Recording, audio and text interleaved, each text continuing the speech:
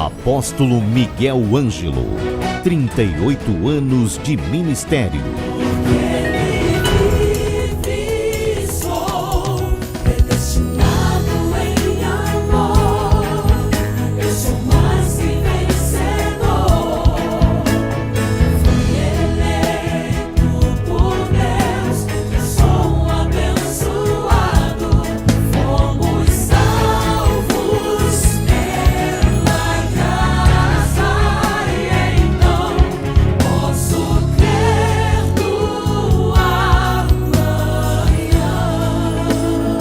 Programa Posso Crer no Amanhã. Olá, graça e paz. Hoje é terça-feira, bem-vindos ao programa da Igreja Cristo Vive. Sou o apóstolo Miguel Ângelo, servo do Deus vivo, e aqui estou mais uma vez para abençoar a sua vida. E quero começar o programa saudando você, como se saúda no novo pacto, graça e paz. E a minha saudação é para as ovelhas de Jesus, para aqueles que foram predestinados, aqueles que são abençoados com o crente Abraão.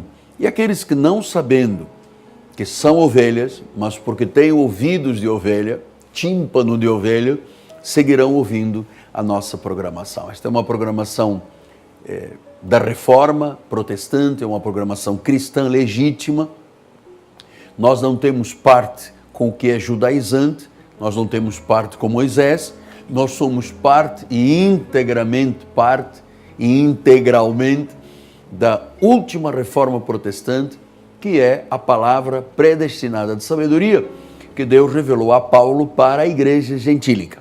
Então, eu queria dizer-lhes, antes de mais nada, conforme Jesus disse, quem permanece em mim e na minha palavra, então nós temos um apelo de Deus, que é permanecer em Jesus, ficar com o que Jesus diz, alinhados com a palavra. Você sabe que quem permanece em Cristo e na palavra tem o direito de pedir o que quiser a Deus. O que quiser a Deus.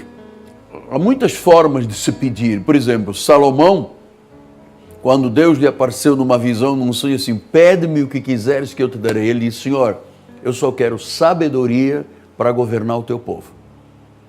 E Deus disse, olha, porque você não me pediu longevidade, porque você não me pediu dinheiro, porque você não me pediu riqueza, você não me pediu vingança contra os teus adversários, eu vou te dar riquezas, honras e glórias, porque você fez o pedido certo.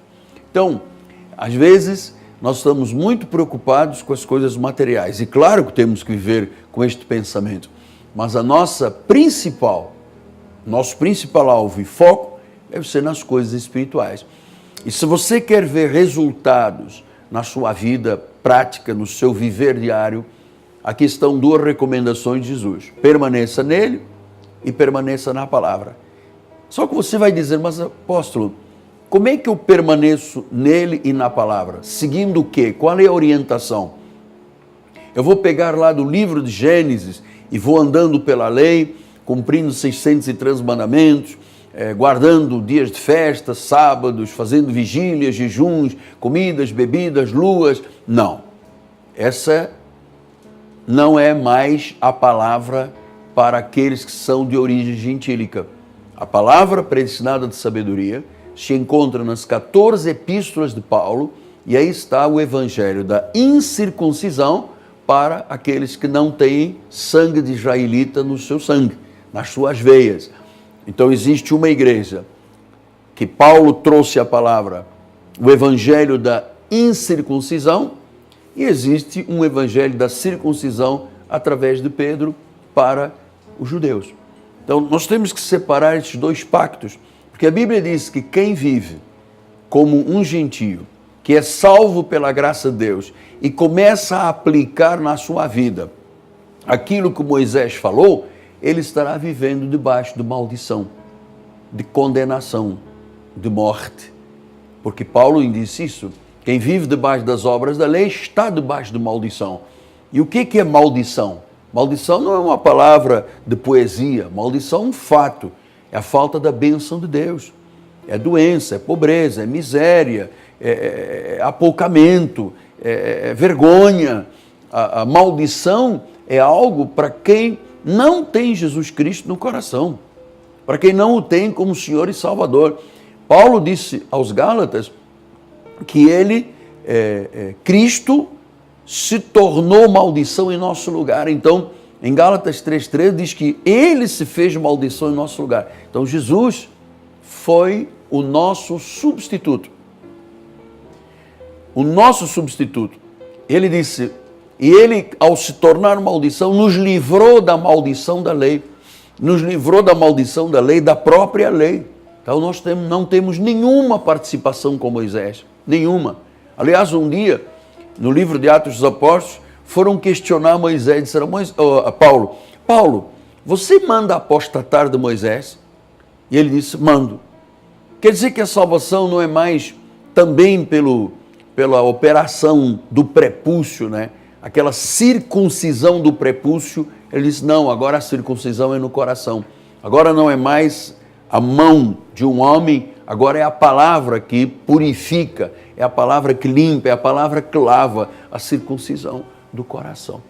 Então, quando nós estamos vivendo isso, estamos vivendo o que, apóstolo? O único e verdadeiro evangelho, que é o da graça de Deus. Não existe evangelho na lei. Absolutamente.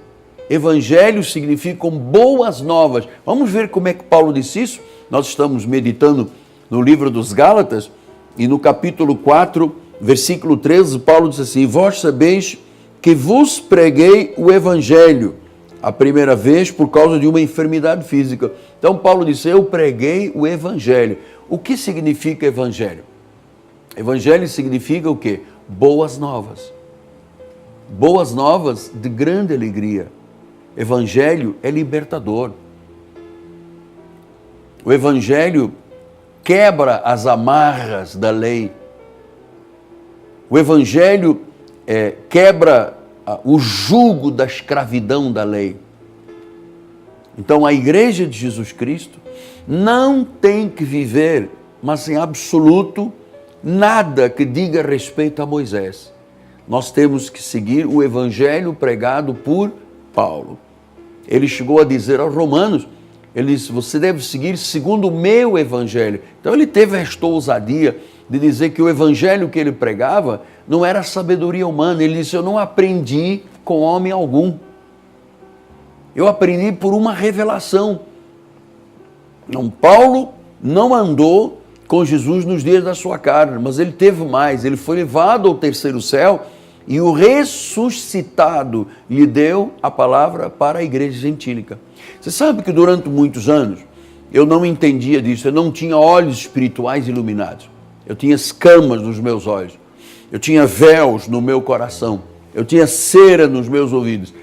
Eu não entendia o que era o evangelho pregado por Paulo e a quem ele pregou, e eu fazia como os demais, misturava lei com graça, Velho Testamento. Então, muitas vezes se intimida a ovelha de Jesus com a ameaça do inferno, a ameaça do diabo, quando o inferno não tem nada a ver com o justo. Jesus disse isso.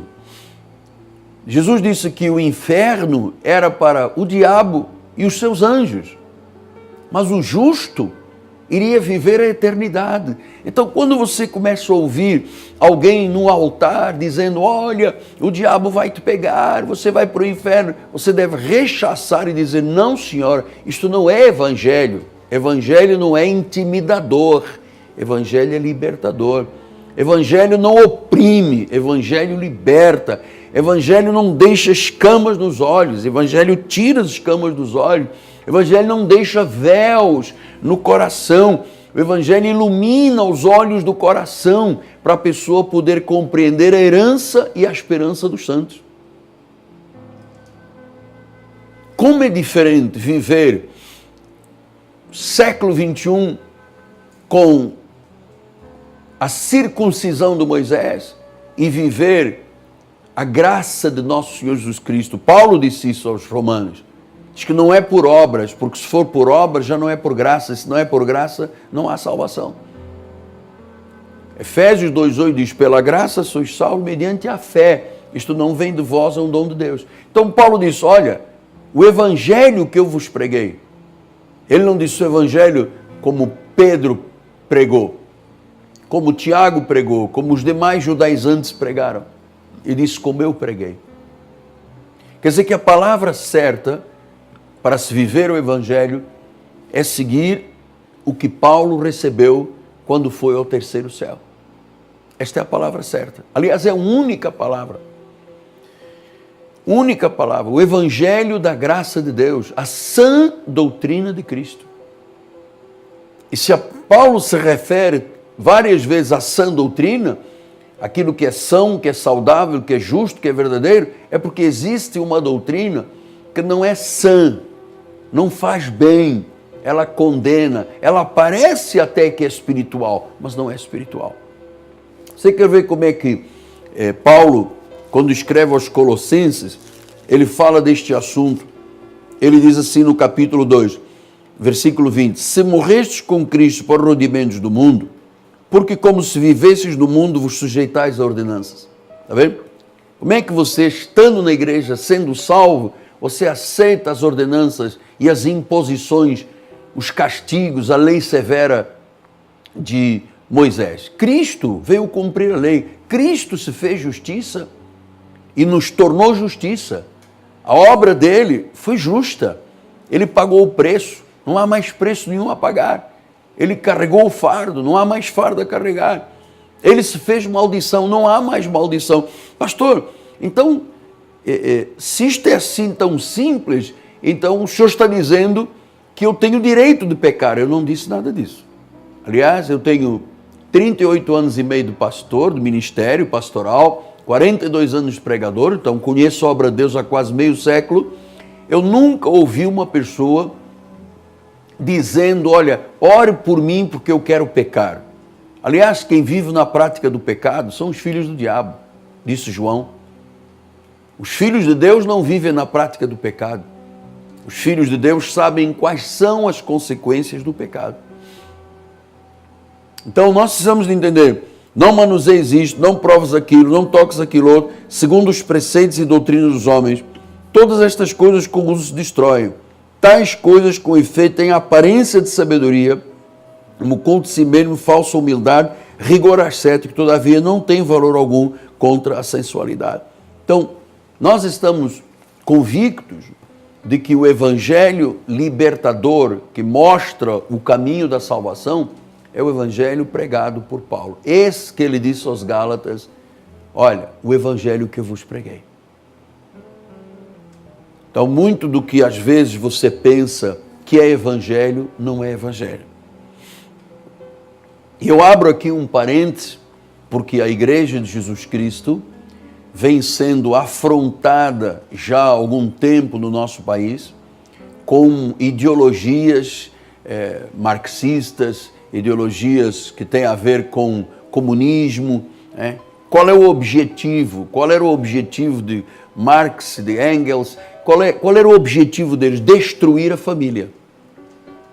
Porque eles diziam, não, família gera a propriedade privada, família é burguesia. Então, eles usavam a classe operária para desmontar a família. Esse espírito do comunismo, que aliás, hoje o comunismo não vale mais nada, desapareceu no mundo, ele se torna hoje uma realidade e não se usa mais a classe operária. Se usam as pessoas, por exemplo, as crianças, né? Hoje existe todo um processo, e não sei por que o Ministério da Cultura, o Ministério da Educação perde tempo com isso aqui. A criança tem que viver a sua infância, amado. Nós não podemos privar as nossas crianças de viver a sua infância. Então, gerar um fardo na criança, obrigar a criança a uma opção sexual, obrigar a criança a já ter contato com a sexualidade que diz respeito à vida adulta casada, amado, isso aí é um erro crasso. Isso é um desmonte da família, isso é um desmonte da sociedade. E nós não podemos permitir que a escola tenha obrigação da escolarização. A obrigação da escola é o ensino. Você não pode esperar que a escola é que eduque o seu filho. Isso é de responsabilidade da família. Claro que a escola ajuda, mas não é a escola que diz, é a família que diz. A escola é para a escolarização. Então, nós estamos vendo o inimigo tentando desmontar a família, tentando desarmonizar a família, fazendo a criança ter contato com sexualidade quando ela ainda precisa de brincar com pipa e carro de rolemã e bonequinha, mano. E achar o quê?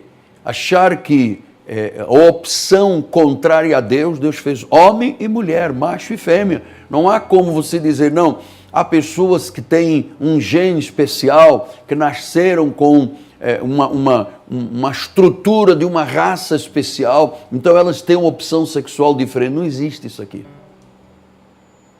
Não existe isso aqui. Nós estamos certos de que a verdade e a única verdade que prevalece é o que está na Bíblia Sagrada. Por isso é que ela é Bíblia Sagrada.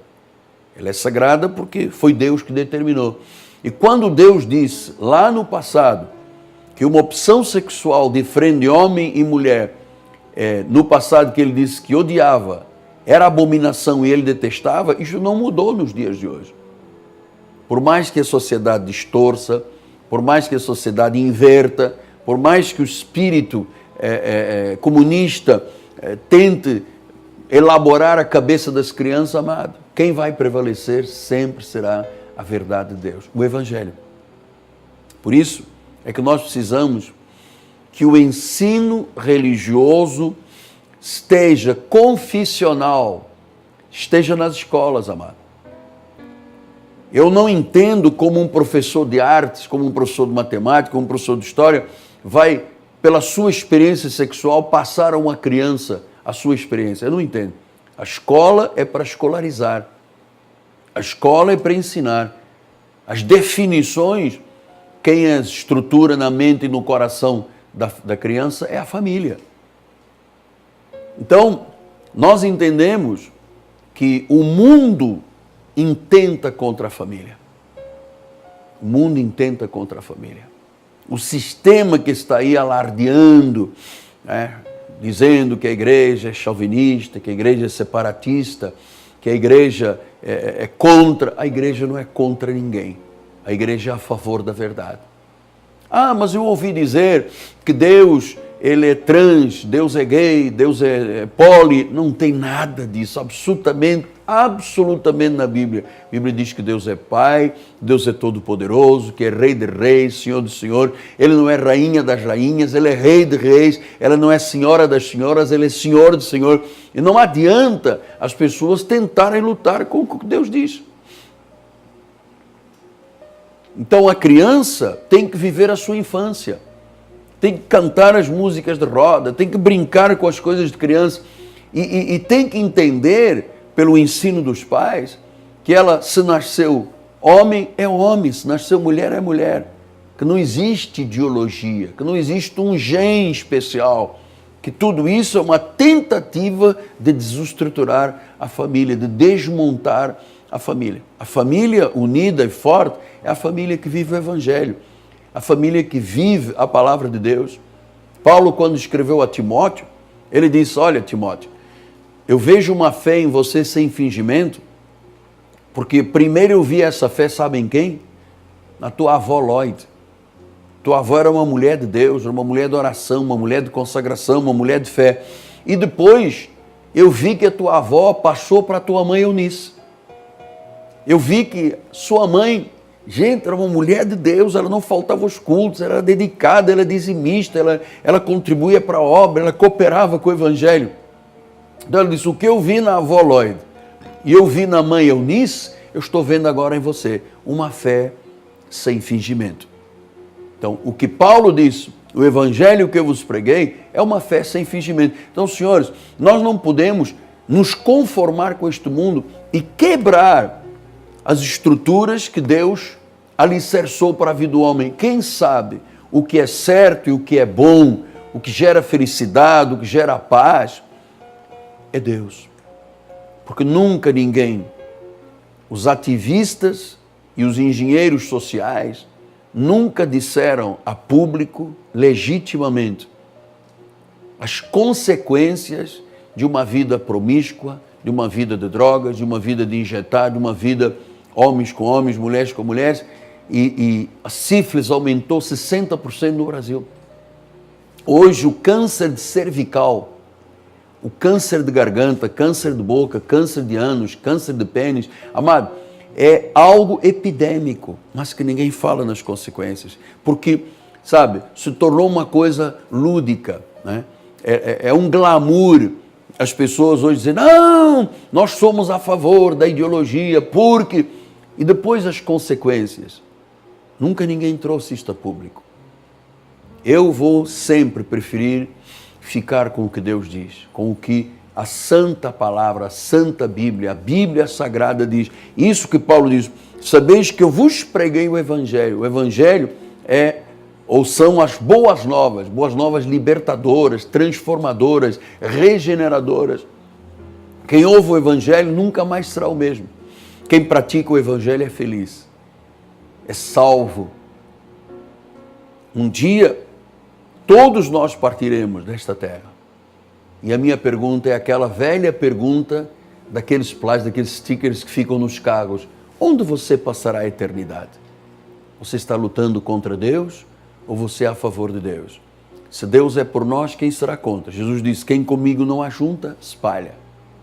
Então você precisa dizer, Senhor, eu não vou seguir a ideologia do mundo, eu vou seguir a palavra, eu quero ter paz, eu não quero lutar contra Deus, eu não quero me dar mal nesta batalha, eu quero ser sempre um vencedor. Este é o Evangelho. Boas novas de grande alegria. Amém? Graças a Deus. Muito bem. Hoje é terça-feira, se você me ouve na Bandeirantes, agora às 10 horas da manhã temos escola bíblica com o Bispo Daniel. E amanhã à noite, 7h30 da noite, uma grande noite de família. Nós estamos cuidando das famílias. Amado, o nosso ministério, hoje eu entendo porque é que na profecia de dia 31 para dia 1º de dezembro para janeiro de 2017, o Senhor disse, este ano todos vos reconhecerão como família bendita. Isso é uma profecia de Isaías 61:7. Todos vos conhecerão como família bendita. Deus estava alertando a Igreja de Jesus para o ano terrível que nós estamos vivendo, amado. Um ano terrível de ataque às famílias. Mostrando arte na nudez a crianças, quando isso não é arte. Isso é o desmonte da família. Então, nós estamos cuidando de valores da família tradicional cristã. Eu vou lhe dizer uma coisa, para a glória de Deus, nada do que este mundo impõe sobre a família entra na minha casa. Nós estamos fechados para o mundo, amado. Nós somos propriedade exclusiva de Deus. Por quê? Nós estamos vivendo a palavra. A palavra. E eu quero lhe desafiar. Eu quero ver se você tem coragem de ir para o lado de Deus, de dizer não ao mundo, estando na igreja. Amanhã, 7h30 da noite, um grande encontro de família, oração pela família, Rua Maricá 320, no bairro de Jacarepaguá. Este encontro, a nossa catedral, fica bem próximo do BRT da Pinto Teles, da 28DP. Aqui você tem um lugar lindo, maravilhoso, saudável, uma catedral climatizada, uma família gigante, graças a Deus. Somos mais de 15 mil membros registrados na catedral. Então, eu quero lhe desafiar, venha cuidar da sua família. Se você ama a família, você não pode ficar de braços cruzados, vendo os seus filhos sendo esmagados pela sociedade. Você esperando que a escola decida tudo por você. E a escola não tem que decidir o que é a família que tem que decidir. Então, você precisa de entender o que Deus diz a respeito da família. Nosso telefone é 30 17 90 90. Venha estar conosco, será uma bênção muito grande receber você. Vamos chegando ao final do programa. Quero agradecer a Deus, em primeiro lugar, sempre a minha celebração ao Deus vivo. Quero agradecer ao povo da Igreja Cristo Vive, quem dá o suporte para esta programação. E deixar aqui um desafio. Nós temos sempre tanta gente nos assistindo, participando. Por favor, ajude-me a manter este programa.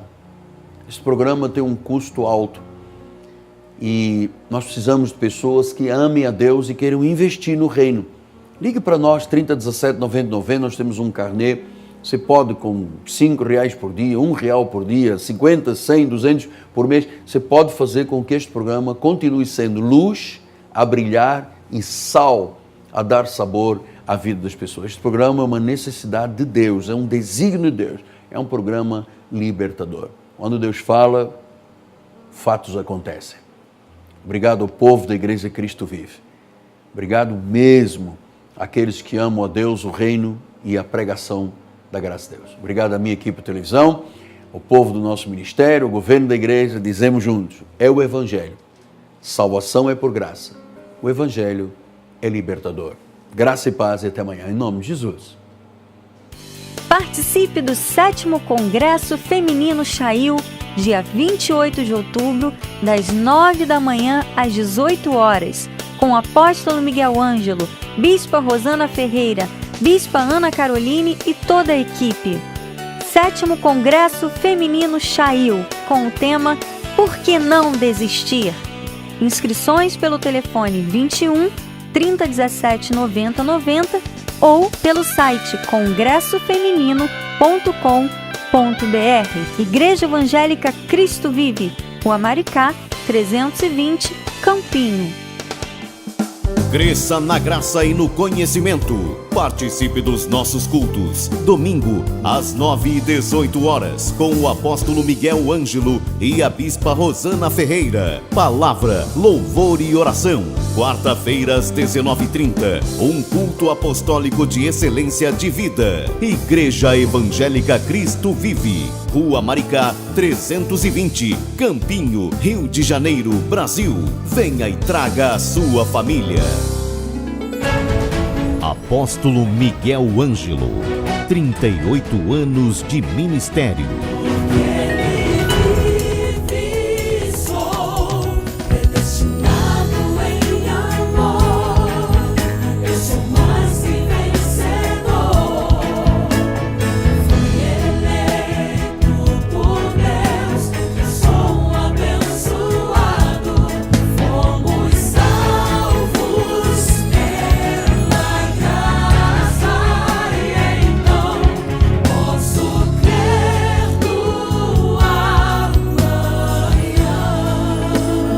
Programa Posso Crer no Amanhã.